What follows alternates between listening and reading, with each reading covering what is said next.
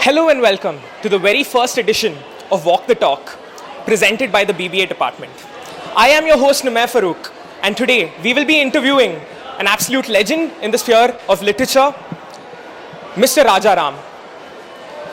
Dr. Rajaram has been teaching in SJCC for more than 30 years, and his experience is absolutely valuable. We will be meeting Sir, and we will start with the interview very soon. Hello, sir. Hello.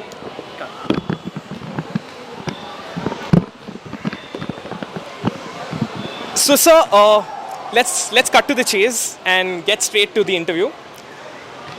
Since again you are a literature teacher, you've been teaching literature for more than 30 years, 3 decades in our college, which itself is a huge accomplishment.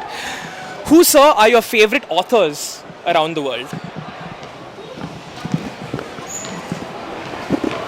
Actually, that is not as static a question as it sounds because it keeps changing.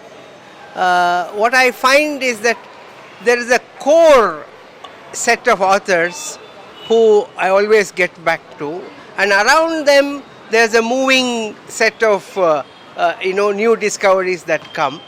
But if I actually have to point out to currently who are my absolute favorites, I have to start with Kannada Vachanakara called Allama Prabhu, and then I think I have learnt maximum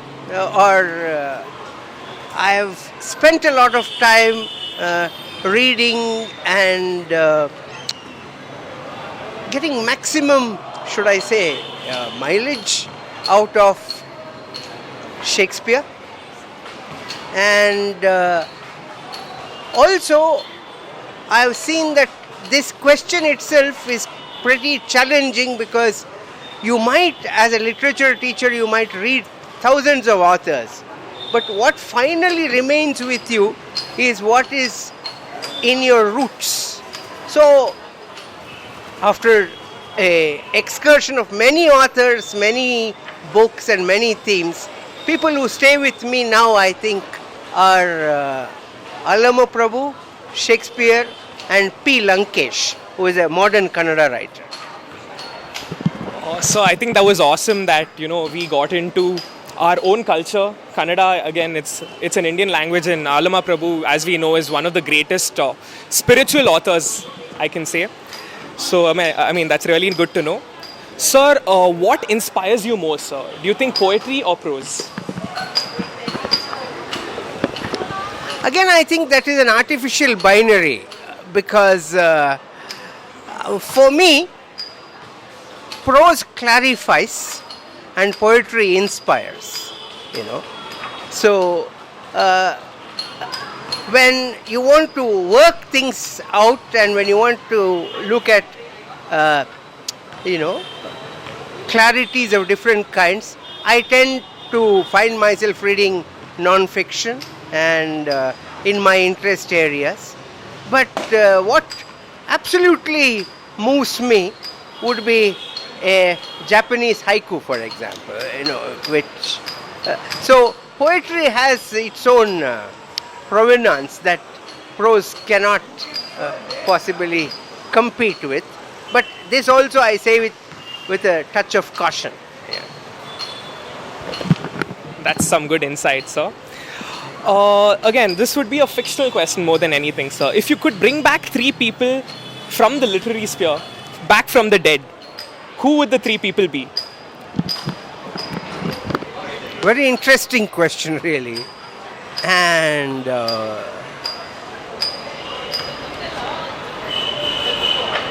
also, the key is, as you ask this question and as I think about it, the key seems to be not who I would bring, why I would want to bring them. That makes the decision. And basically, at different points in your life, you will be struggling with different questions. And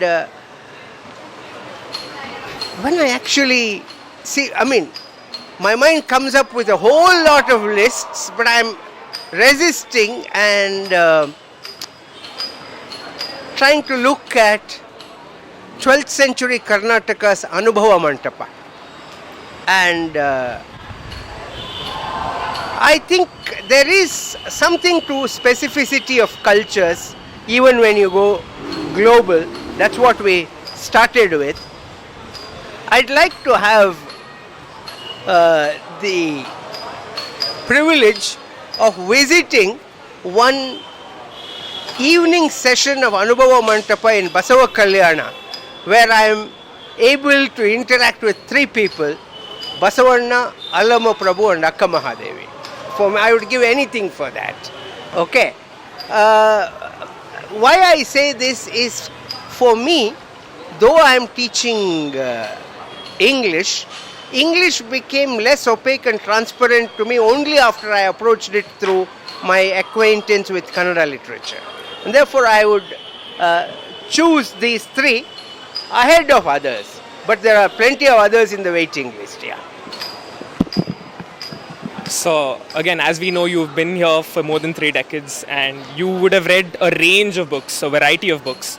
So, if you could pick one of those books which would soothe your soul, what would you say, sir? Which book would it be? Unfortunately, I cannot choose a single book. Okay. Of course, it's a nice question to ask, but if you really introspect towards an answer, you will get a bhelpuri of books. Okay. I can tell you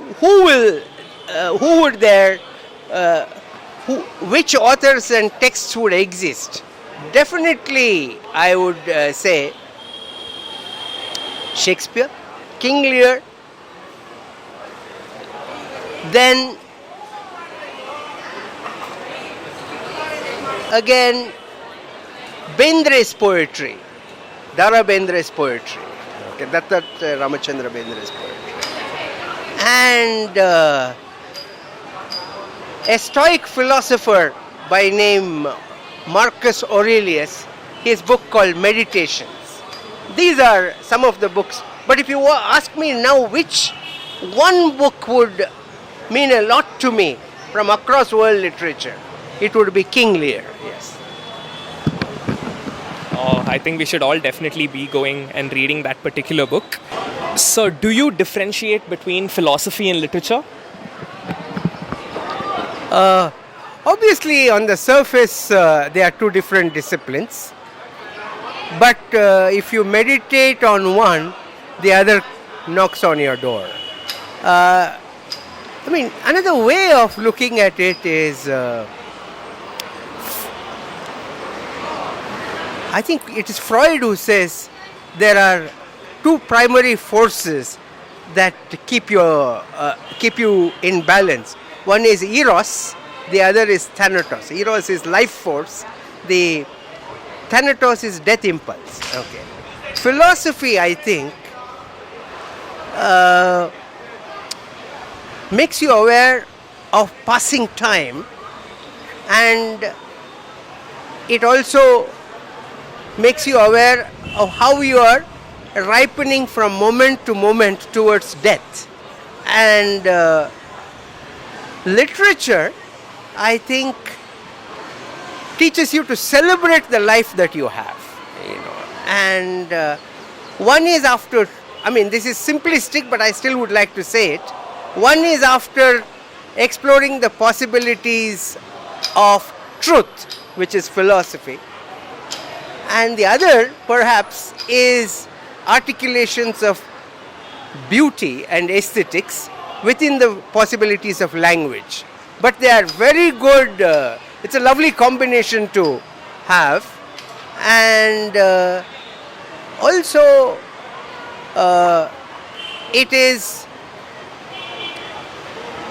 interesting to note that at some point all great philosophers have been extraordinarily powerful literary figures. I would think of Albert Camus and Soren Kierkegaard. We can't distinguish whether what they wrote is literature or philosophy, and that's the highest form of the art. Thank you, sir, for some really good insight into philosophy and literature, sir. Sir, personally, do you see literature as a guiding light or do you see it as a mirror, sir? Actually, though it is both, in my perception and experience, more than a guiding light, you said, is it? Or mirror, I think it's a companion. Okay. The word Sahitya, which is the Indian word for literature, comes from Sahita, which means togetherness, being with you. And I've not known any better companion than literature. But as you say, in being a companion, it alternates between being a guiding light and a mirror, yes. Sir, going more based on Sir's career, we'd like to know that Sir's been again teaching for a very long time at this one institution, and we understand that Sir will be retiring very soon. So, Sir, what do you intend to do after retirement, sir? It's not very soon, it's a little over 2 years. And what would I be doing? See, the pleasure of teaching literature is like pleasure of playing music, where there is nothing that you want to do after retirement because you are doing what you are doing. And if you ask, an artist or a painter or a teacher, what would you like to do? His career continues just as it was. It's just a marker, retirement. But what I would like to do is maybe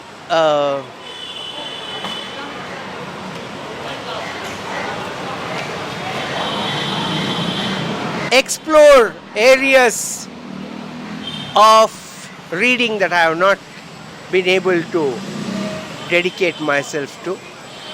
Also,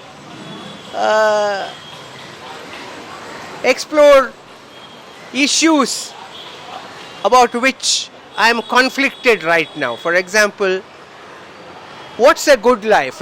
Is it a life of the mind that reads a lot, or it's an activist's life that whatever little it knows, it works towards actualizing difference in the world? And are they contradictory? These are important questions. I hope my retirement will give me the space to get some clarity on these. The fact that Sir is passionate about what he does certainly inspires me, and I'm sure it inspires many other Josephites who are present and who have gone. So, another personal question. What is your idea, sir, about a perfect evening? Oh God, it changes from evening to evening actually. But what would really be a happy evening will have some ingredients, yes. One is conversation, intelligent conversation, good food certainly, and accidental discovery of a book. You just curl up in your bed and you have nobody to disturb you and you get into this. A mixture of all these things at different times will be the fabric of a lovely evening. Definitely, sir. That's really good to know. And, sir, again, we heard that you are an avid traveler. You love traveling. So, what is the one place that you'd love to visit?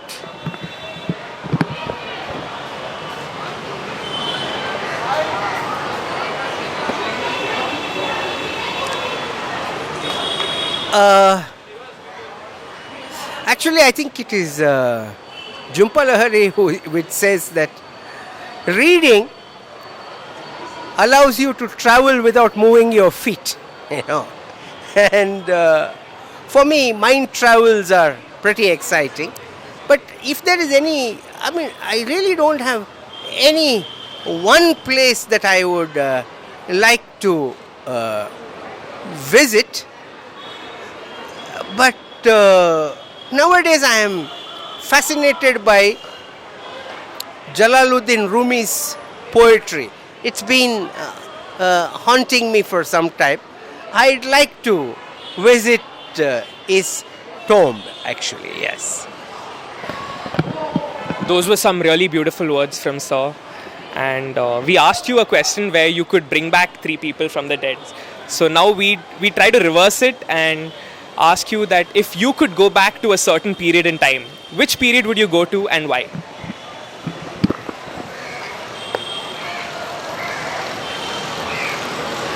If you ask me for just one period, I would like to go to 5th and 6th century Greece. I think I'm fascinated by the gift of Greek civilization. Socrates, Sophocles, and science came to us from there. Democracy came to us from there. What all? Of course, about one thing I would be queasy, even while staying in Athens of Socrates' time, is that however glorious it was, they did have slavery, and that sits uncomfortably with my sense of the best in what Greek had to offer. But then again, judging a past civilization in the standards of the present is not a good thing to do. But Greece is where, Athens is where I would love to be. Yeah, so really nice to know. Greece actually is a place where we've learned so much, where ancient Greek civilization, there is so much being taken down and even today practiced. So I mean, that's really a good answer. So if you could be an author of in any literary world, Okay. who would you choose and why? Which author would you choose and why would you choose that particular author? Let me try to rephrase your question so that I get what you're trying to say. Are you saying which book or which author would I have liked to write or be? Is that what you're saying? Which author would you like to be? I think that effort itself is a second-rate effort to be another author. However great the author is, I would like to be Rajaram, and in whatever modest way I can write, but I would have certain affinities with certain authors. I would certainly not like to be authors whose only strength is momentary ideologies or whatever. True writing is a quest. It's a wisdom of uncertainty, not the wisdom of certainty.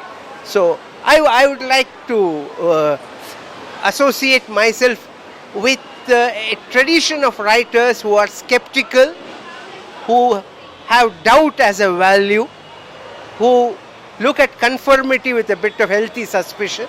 Oh, we have plenty of those people. Okay, yes. I think, sir, you being Rajaram, sir, itself has added so much value in so much students' life. So that itself, I think, is really good. So, sir, you've almost come to an end to more than 3 decades of teaching. So when did you first realize, sir, that teaching was your calling, that teaching was what you wanted to do? I'm happy you asked this question because I've never thought about it. Let me think as I speak. I think it was a decision I perhaps arrived at unconsciously in my first PUC. I was a student of St. Joseph's PUC College, and I was being, at that time, our English teacher was Father Julian Fernandez, who I think, if I'm not mistaken, at some point he was a personal secretary to the Pope at a later stage in his life. But he was an extraordinary, teacher. And I saw that he was teaching us Oscar Wilde's The Village Schoolmaster. And as he was teaching, as a first year PUC student, I suddenly realized what is it to be in zone in a profession. Okay, here was this man, Father Julian, teaching with such grace, such finesse, and such passion that it had a quality of timelessness to it. It was arresting of time. And then I said, yeah, there is something here. And that grew and grew and grew. Here I am. Adding to that question, what does teaching mean to you, sir? In one word, an extraordinary privilege. Why? See, every day when you get up and come to college, imagine 100 students over 4 hours are ready to listen to you. Whether they like it or not is a different issue. But you have 300 people in a day to speak to. Ask politicians how difficult this is. They pay to get people orchestrated. What I mean is, at some point, a transition happens if you are a teacher. The first level, the first stage of a teacher's career is fully anxiety ridden. Where am I doing well? Is my class okay? Is there too much noise in my class? Principal is walking around. What happens? Okay, but if you cross this at one point, you will develop an ability to hit an unconscious rapport where even a mediocre class is acceptable as long as the process of learning is happening. Okay. And after that you will reach a stage, I think, where you've gone past anxiety and you will develop a constituency of a small group of students who really value what you are saying. But one thing, it's always a minority.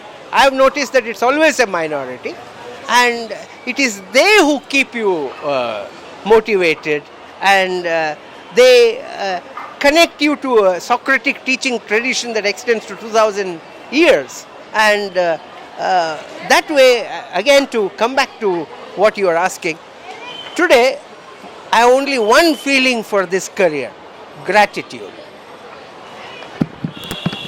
Thank you so much, sir. And over the years, so many students that sir has taught has become sir's colleagues now. Sir, so what do you think about that? How do you feel towards that?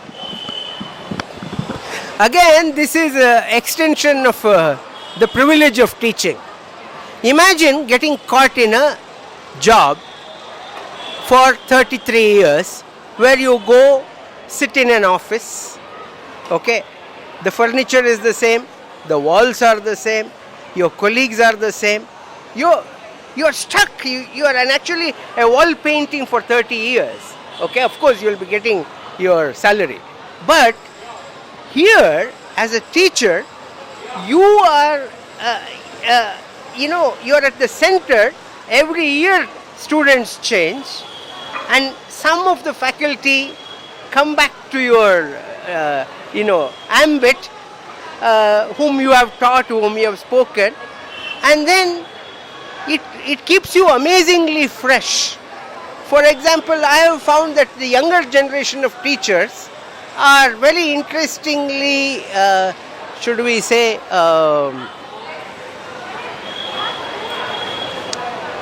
I have to use this word carefully, very interestingly belligerent, in a very healthy way, where nothing is taken for granted. Everything is, questioned and, taken to the edge. And also, there are certain areas of knowledge that you would not have come into contact with simply because you are caught in a time warp, because you are from a very previous generation. So when you meet youngsters who are young teachers, it's fascinating to relearn. It's an opportunity of interesting learning. Yes. That answers a lot of questions that we've had for sir. So, sir, you've stuck with St. Joseph's College of Commerce for around 33 years.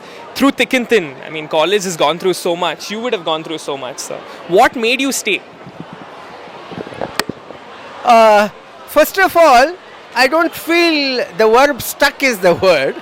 It's better to say I have been with St. Joseph's, because the word stuck has a remorse to it, a sense of discomfort to it. I've never felt discomfort. It's been nice.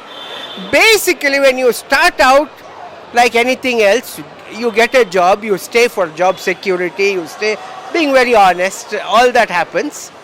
But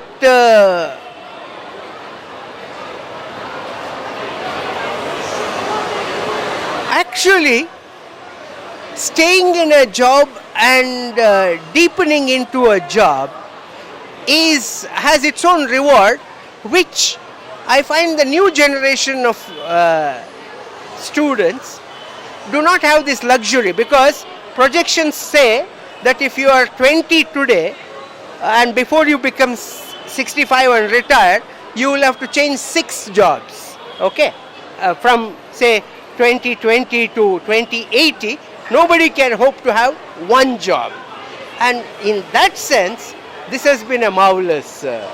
Of course, there could be some downsides to it, but I am quite happy personally. No major regrets, not at all. So, sir, you witnessed along with yourself the college to grow since the formation stage. Could you trace your journey from there to this particular point?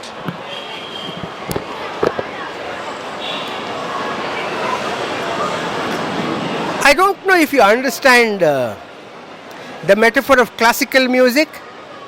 Okay.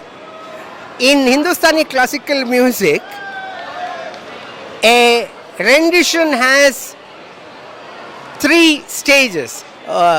One is called alap.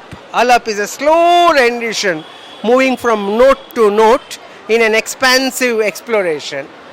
Then you have khayal, a kind of imaginative text, and then you have drut, which is fast paced.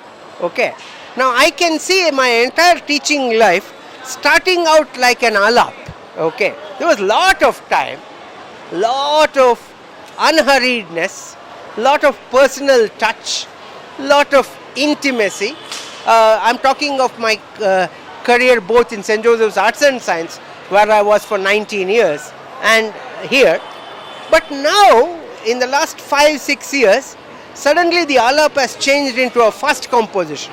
Drut, we are all running, we are all in a hurry, and there is no sense of pausing and, of course it has its excitement, it has its compulsions, but I miss the languid leisure of a contemplative ambience that was there. Everything looks a little hurried now. Okay. But I also think our institutions are doing pretty well, because some of the tectonic shifts that happen in the education scene, we are not in total control. We just go by certain policy changes at a higher level, global capital movements, all this are linked to whatever is taught and articulated in the classroom. Given all that, I think just holding on to and actualizing this one thing called Jesuit ethic as educational endeavor, that's a massive contribution, and I've loved being a part of that experiment. So we'd love to have you too, sir. Having said that, sir, what do you want or what do you wish that our esteemed institution do next? Oh, the institution has SWOT analysis, it has clarity paradigms, it has a lot of automated algorithmic movements towards what needs to be done next. All that I know and I'm appreciative of. But one thing I would like to say, action needs to be coupled with contemplation. I see extraordinarily pace of activities. Okay? It is difficult to believe that all of them are of equal quality. Okay? Therefore, avoiding the dangers of getting stuck in an activity trap is important. Such a beautiful institution as this, such a dynamic educational enterprise as Commerce College, I think needs to learn to stop, take a deep breath and pause and reflect and then move forward. Okay. Here I am beginning to sense a degree of frenzy in whatever is happening that to an old timer like me is not always easy to understand and appreciate. Certainly some valuable insight which our college could take going into the future. So what kind of friends do you surround yourself with, and especially the ones who've been there for a very long time?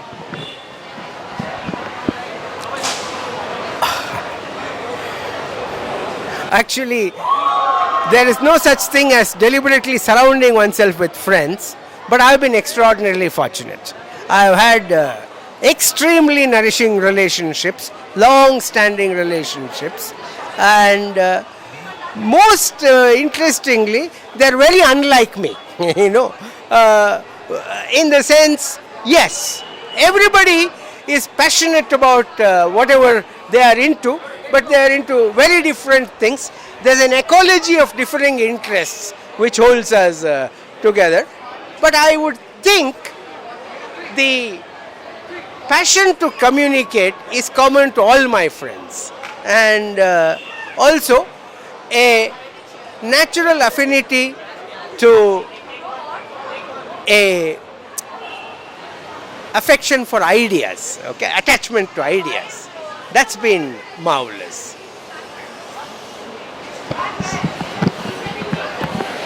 I'd like to ask Sir a question escaping from reality. So, what if no one were to find you at your place, at home or in college? Where would you be and what would you be doing, sir? I can only tell you a thing like this if it has happened in the past where they have found me. Most often if I run to some place, it will be to Church Street's Bookworm. Okay. And some very quiet, very, special restaurants. Okay. And music concerts. Yes. Classical music concerts. Or it's also, it might not be the right thing to say. Most of the times we underestimate the value of our own company while seeking others' company. And sometimes it's nice to be with yourself. So after interviewing you so far, I think your passion for literature is second to none, sir. And something completely away from literature, I'd like to ask if you sing. And if you do sing, who got you to sing in the first place? I had a friend in MA who was an harmonium player, and we used to have fun playing, fooling around with music. And I was brought up in a traditional music-loving family where we used to go to a lot of harikathas, that's an art form that is not there now. It would start late in the night and go on till the morning. Saturdays it would be about Shani Mahatma, for example, or it would be about Raja Harishchandra. The half sleepiness of that, and the faint, strands of harmonium music and the rhythms of tabla. These were soaking into my consciousness from the age of 7, I think. And that evolved into my taste for Hindustani classical music. I did practice it for a few years, but now at this age trying to sing like Bhimshen Joshi is stupid. Okay, the best you can do is quietly sit down and listen to people like this Bhimshen Joshi. You've done more than enough. Okay, 1 minute. Yes. Again, that's a great passion to have, singing. To end the session on a lighter note, sir, what do you think is the best compliment you've received from anyone?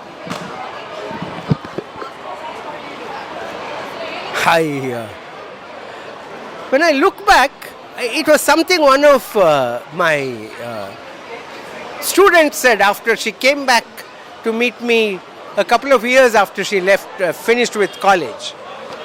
I remember she said, so when I look back, there's a lot more light in what you say than heat.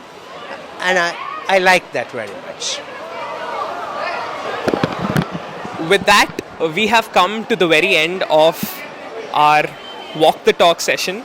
And I'd like to thank Rajaram sir for taking time off his very busy schedule. And I'd like to say that me, along with the rest of the viewers, I think we've learnt a lot from sir.